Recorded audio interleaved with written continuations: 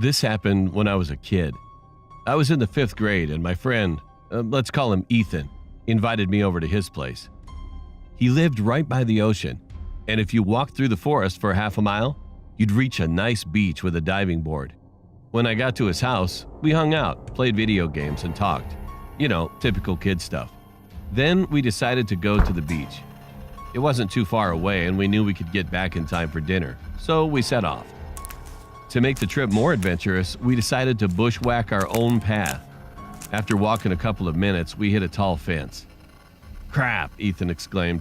"Well, I guess we'll have to go back." Suddenly, out of the corner of my eye, I spotted something. The fence went about 8 meters long and then stopped. My jaw dropped. There was a house. It was an old cabin with boarded-up windows. The planks were falling off, and you could see the old insulation underneath. It was gray in color and had flecks of blue paint. The fence led up to the side of the house, stopped, and then continued on the other side.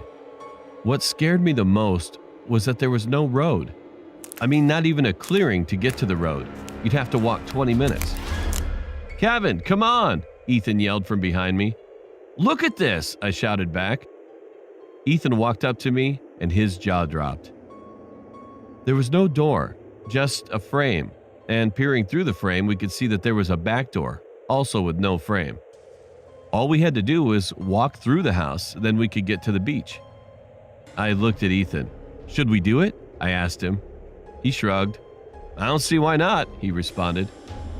Inside the house was dark, despite the sunlight pouring in through the door. We advanced slowly through the house, and Ethan pointed to the door. As we reached the door, I peered up the stairs. I grabbed Ethan and shoved him out the door. "What was it?" he said as soon as we got away.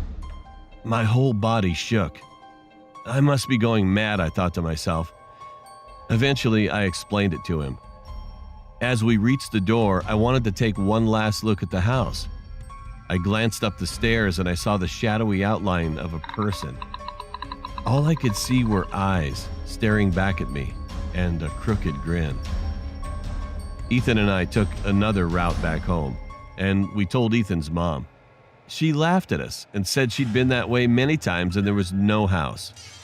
And we were angry because she didn't believe us, so we got out our cameras and went back the next day. When we got there was no house. It was just gone. No clearing, nothing. To this day, Ethan and I still wonder what it was. Was that man just a homeless person, or maybe he was something much, much worse? I suggested to Ethan a theory that scares me to this day. I had been reading about Russian folklore, and a page caught my attention. It was a story about a witch named Baba Yaga who had a moving house. She would eat naughty children, and parents used to use it to scare children. Was this a witch? I guess we'll never know for sure.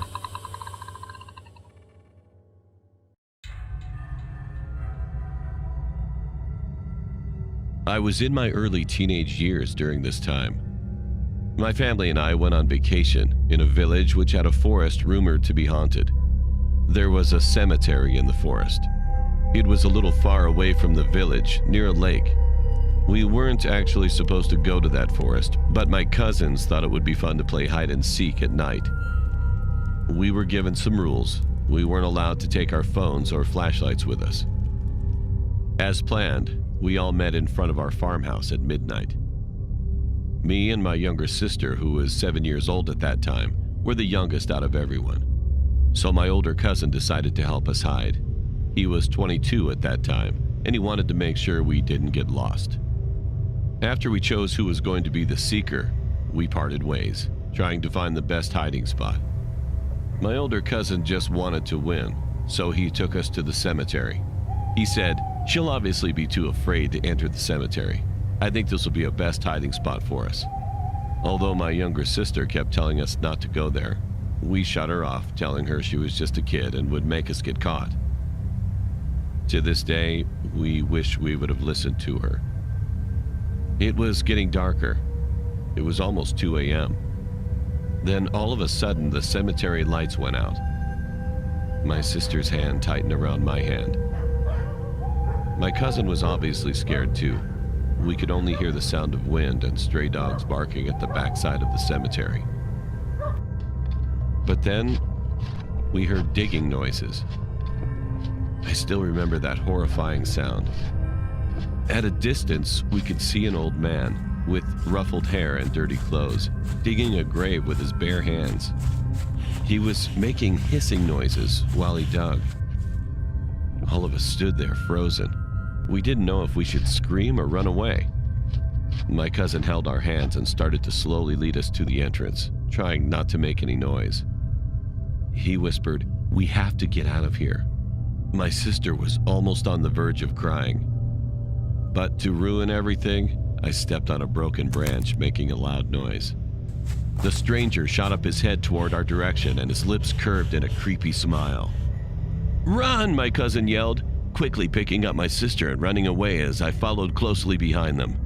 Thankfully, the man was weak and couldn't run any faster. He stopped at the middle of the cemetery staring at us with his hazel eyes.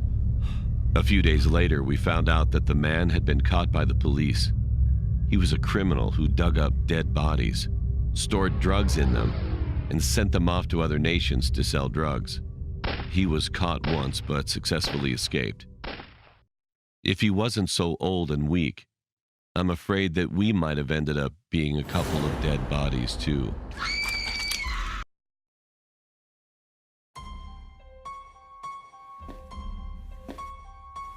Hi, my name is Alyssa, and I'm 15.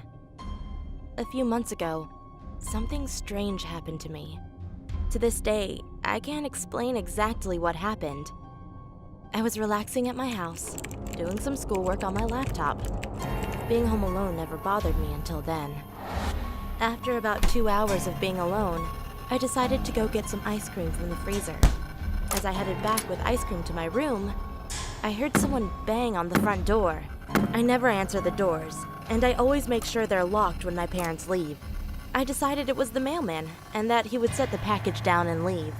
Then I heard the bang again, but louder. I was confused, so I went to my dad's office since it had a window facing the front porch. The second I grabbed the door handle of his office, my parents' bedroom door slammed shut right next to me. I screamed.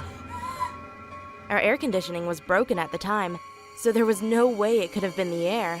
I looked at the door, ran to the other side of the house, and called my mom to see if she was expecting anyone over. "No, Alyssa," she said. And those 2 words made my heart beat faster than it ever has. My phone disconnected, and I started hearing footsteps coming towards me from down the hallway. I ran and hid behind a door in our living room. I knew I'd be out of sight, since I used to hide there as a child. I called my close friend Emily, who always knew how to calm me down in crazy situations. She told me to go and lock myself in my room.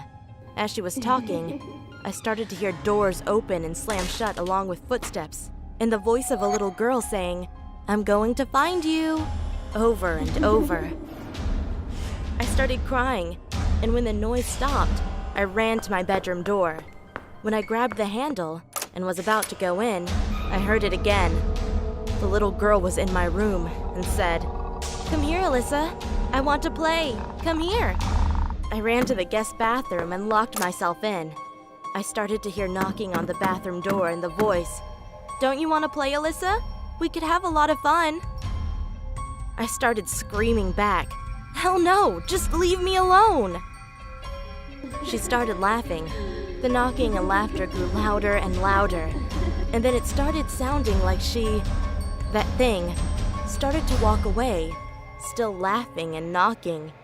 Then I couldn't hear it anymore. My grandpa came into the house yelling, "Alyssa, it's Grandpa. You can come out, you're safe." I ran as fast as I could to my grandpa. Later on, I found out that after my phone cut out on my mom, she sent my grandpa to check on me. Once I told my grandpa that a little girl had gotten into the house, we went around the house searching for her, but we never found anything. All the windows and the doors were locked. The garage was closed up tight, and nothing was broken into. I hate being home alone now, and being in my room, but I've learned to deal.